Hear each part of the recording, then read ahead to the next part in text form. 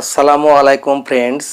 আজকে আমি present perfect tense সম্পর্কে আলোচনা করব।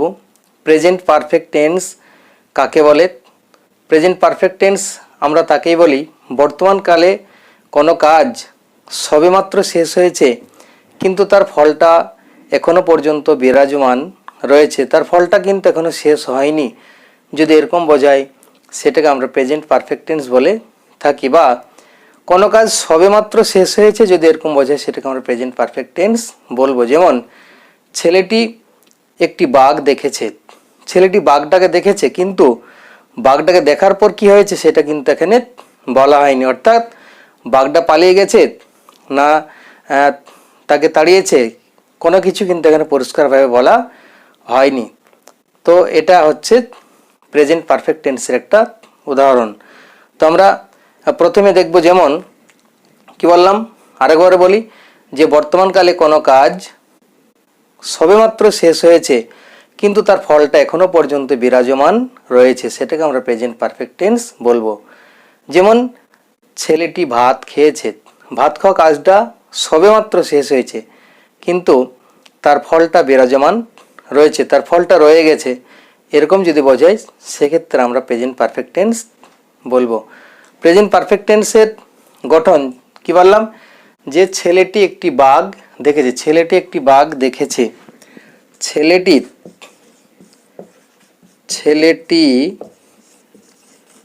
একটি বাঘ দেখেছে। এক্ষেত্রে গঠনটা কি করব, আমরা গঠন করব ছেলেটি যেহেতু একবচন, ছেলেটি কি আছে একবচন, যদি একবচন হয় তাহলে প্রথমে সাবজেক্ট বসাবো। কি বসাবো? প্রথমে সাবজেক্ট। একবচন হলে কি হবে? একবচন হলে প্রথমে সাবজেক্ট তারপরে হ্যাজ। একবচনটা কেমন কেমন একবচন? যদি থার্ড পারসন সিঙ্গুলার নাম্বার হয়, থার্ড পারসন সিঙ্গুলার নাম্বার যদি হয় তাহলে প্রথমে সাবজেক্ট তারপরে হ্যাজ তারপরে ভার্বের কি হবে? Third form.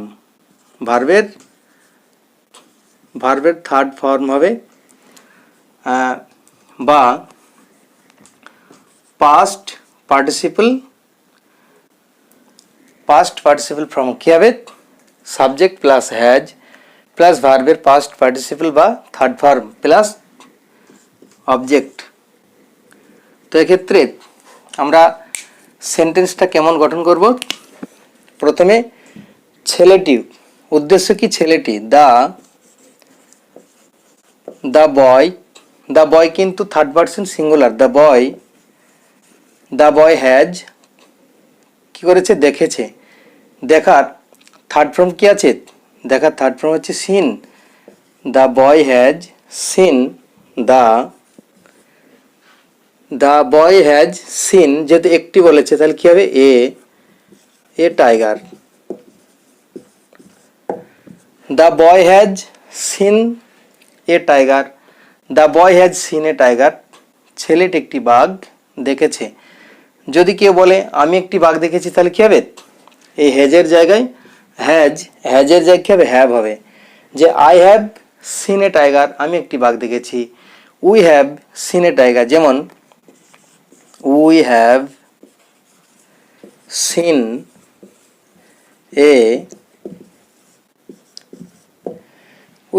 এ টাইগার, আমরা একটি বাঘ দেখেছি। আমরা যেহেতু প্লুরাল নাম্বার, সাবজেক্ট যদি বহুবচন হয় তাহলে হ্যাভ হবে, আর সাবজেক্ট যদি একবচন হয় অর্থাৎ থার্ড পারসন সিঙ্গুলার নাম্বার হয় তবেই কিন্তু সেখানে হ্যাজ বসবে, তাছাড়া কিন্তু সেখানে হ্যাজ বসবে না। তো কি বললাম, সাবজেক্ট যদি বহুবচন হয় তাহলে হ্যাভ বসবে, আর সাবজেক্ট যদি একবচন হয় তাহলে হ্যাজ বসবে। একবচনটা কিন্তু থার্ড পারসন সিঙ্গুলার নাম্বার হতে হবে। গঠনটা কেমন হবে? প্রথমে কি বললাম? সাবজেক্ট, তারপরে হ্যাজ ভার্ব বা হ্যাভ ভার্ব, তারপরে ভার্বের পাস্ট পার্টিসিপল ফর্ম থার্ড ফর্মটা কেমন? যেমন C, so, scene.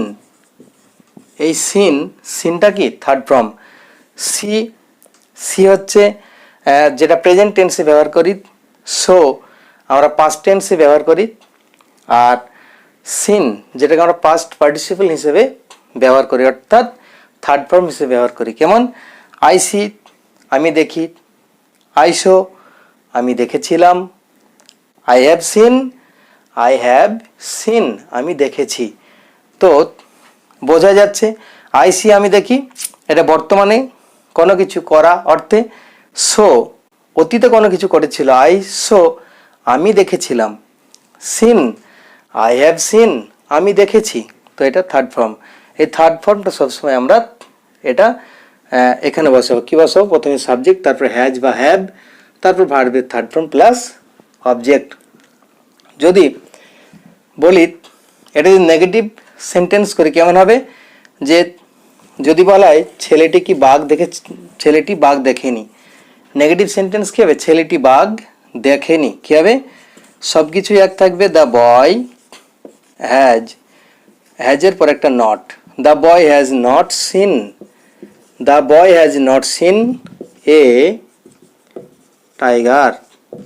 The boy has not seen a tiger. ছেলেটি একটি বাঘ দেখেনি। ছেলেটি কি করেনি? ছেলেটি বাঘ দেখেনি। যদি বলা হয় ছেলেটি কি বাঘ দেখেছে, তাহলে এটার গঠনটা কেমন পাবো? প্রথমে সাবজেক্ট, তারপরে হ্যাজ, তারপরে ভার্বের পাস্ট পার্টিসিপল তারপর কি বসবে? একটা নট, হ্যাজের পরে নট হবে, তারপর ভার্বের পাস্ট পার্টিসিপল ফর্ম, তারপর অবজেক্ট। এরকম পেলাম। এবার যদি এটা ইন্টারোগেটিভ সেন্টেন্স করা হয় কেমন হবে? ঠিক হ্যাজটা আগে চলে আসবে, হ্যাজ, আর বয়টা কি হবে? পরে চলে যাবে, দা বয়। শুধু জায়গাটা চেঞ্জ হয়ে গেল, হ্যাজটা দা বয়ের জায়গায় আসলো, আর দা বয়টা হ্যাজের জায়গায় গেল, the has the boy seen a tiger. ছেলেটি কি একটি বাঘ দেখেছে? ছেলেটি কি একটি বাঘ দেখেছে? এবার যদি বলা হয় ছেলেটি কি একটি বাঘ দেখেনি, সেক্ষেত্রে কি হবে? শুধু হ্যাজের পর একটা নট যোগ হবে। কোন নটটা? এই নটটা হ্যাজের সঙ্গে যোগ হবে। কি হবে? Has not the boy seen a tiger. ছেলেটিকে একটি বাঘ দেখেনি। এক্ষেত্রে গঠন কেমন হবে? এক্ষেত্রে প্রথম হবে হ্যাজ, তারপরে সাবজেক্ট, তারপরে হবে ভার্বের পাস্ট পার্টিসিপল ফর্ম, তারপর হবে অবজেক্ট, তারপরে জিজ্ঞাসা চিহ্ন। এক্ষেত্রে গঠনটা কেমন হবে? প্রথমে হ্যাজ ভার্ব, তারপরে হচ্ছে নট, তারপরে হচ্ছে সাবজেক্ট, তারপরে পিপি, তারপরে অবজেক্ট, তারপরে জিজ্ঞাসা চিহ্ন।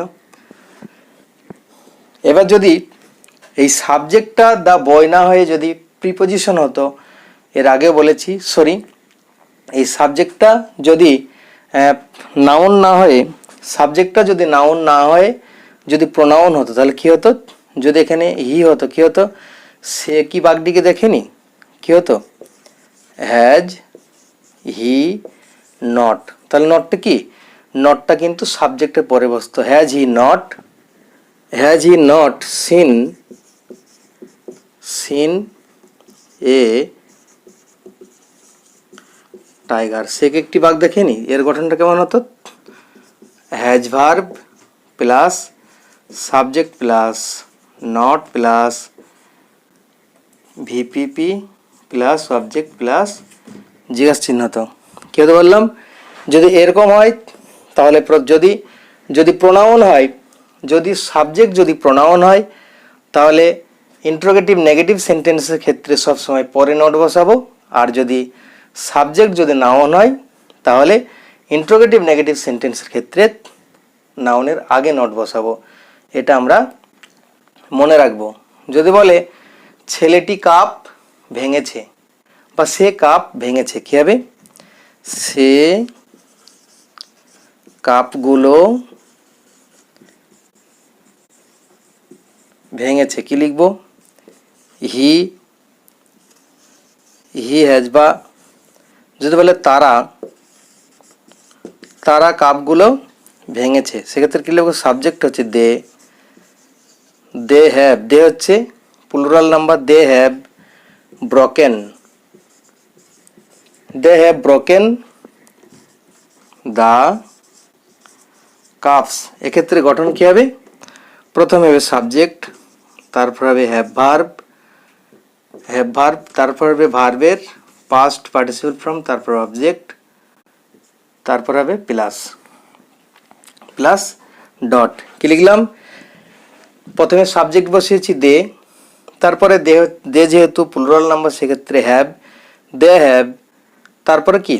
ভার্ব, ভার্বের past participle form broken, break, broke, broken.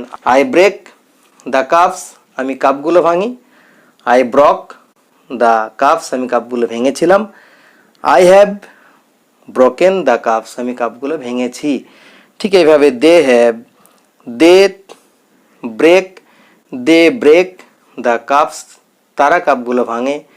They broke the cup, তারা কাপগুলো ভেঙেছিল। They have broken the cups, তারা কাপগুলো ভেঙেছে। আবার যদি বলা হয়, যদি বলে কে এসেছে, যদি বলে কে এসেছে, কে এসেছে, কে এসেছে, কে এসেছে, তাহলে এটা কী হবে? হু, প্রথমে হু হবে, কে, হু মানে কে, হু has come, who have come, কে এসেছে। কামের পাস্ট পার্টিসিপল ফর্ম কি? তাহলে এখানে গঠনটা কেমন হলো? প্রথমে WH ওয়ার্ড, WH ওয়ার্ড, তারপরে হ্যাজ ভার্ব, তারপর হচ্ছে ভার্বের পাস্ট পার্টিসিপল ফর্ম প্লাস জিজ্ঞাসা চিহ্ন। এখানে যে কাম, কাম কি হবে? কাম,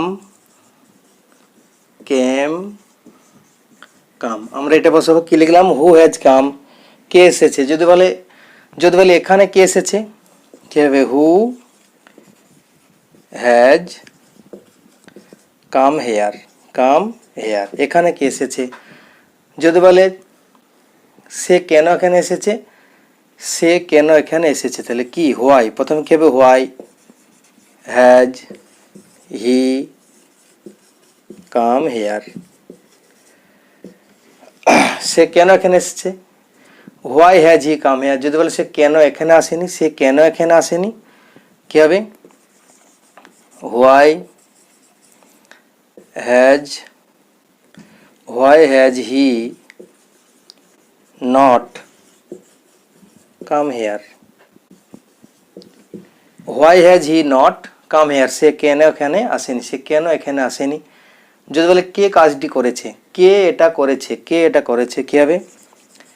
হু, who has done it, who has done ইট, কে এটা করেছে। যে ডান, ডানের ডানটা কীভাবে পেলাম? Do, did, do did done, এটা হচ্ছে third form. Do, I do, কোনো কোনো কাজ করা অর্থে ডু ব্যবহার করে। আই ডু ইট, আমি এটা করি। আই ডিড ইট, আমি এটা করেছিলাম। আই হ্যাভ ডান ইট, আমি এটা করেছি। কি বললাম? আই ডু ইট, আমি এটা করি। আই ডিড ইট, আমি এটা করেছিলাম। আই হ্যাভ ডান ইট, আমি এটা করেছি। হ্যাভ আই ডান ইট, আমি কি এটি করেছি। হ্যাভ আই ডান ইট, আমি কি এটা করেছি। ঠিক এইভাবে আমরা কোশ্চেনগুলো গঠন করব। যদি বলে হু হ্যাজ ডান ইট, কে এটা করেছে, কে এটা করেছে বা কারা এটা করেছে, কি হবে? Who has done it, who has done ইট, কারা এটা করেছে। ঠিক এইভাবে আমরা বাক্যগুলো, যদি কখন এসেছে বা কিভাবে করেছে, কিভাবে এটা করেছো, কিভাবে এটা করেছো, কিভাবে লিখব? How, how has, how has done it, how has done it, কিভাবে করেছে। How has done it, how has done it বা how have, how have done it, কিভাবে করেছো। হাউ হ্যাভ ডান ইট, কিভাবে এটা করেছো। হাউ হ্যাভ ডান ইট, কিভাবে এটা করেছো।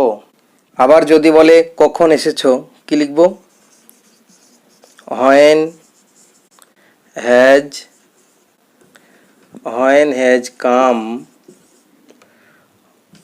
হোয়েন হ্যাজ কাম, কখন এসেছো, হোয়েন হ্যাজ কাম, কখন এসেছো। যদি বলে সে কখন এসছে, হোয়েন হ্যাজ হি কাম, সে কখন এসছে, হোয়েন হ্যাজ হি কাম, সে কখন এসছে। যদি অ্যাফার্মেটিভ দেখি কী হবে, হি হ্যাজ কাম, সে এসেছে, হি হ্যাজ কাম, সে এসেছে। নেগেটিভ দেখি, হি হ্যাজ নট কাম, সে আসেনি। যদি ইন্টারোগেটিভ দেখি, হ্যাজ হি কাম, সে কি এসেছে। কি বললাম, যদি দেখানো হয় যে, দেখায়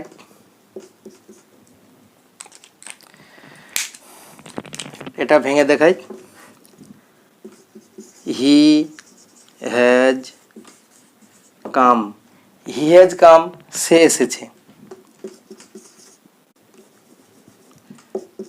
হি হ্যাজ নট কাম, সে আসেনি। হ্যাজ হি কাম, সে কি এসেছে।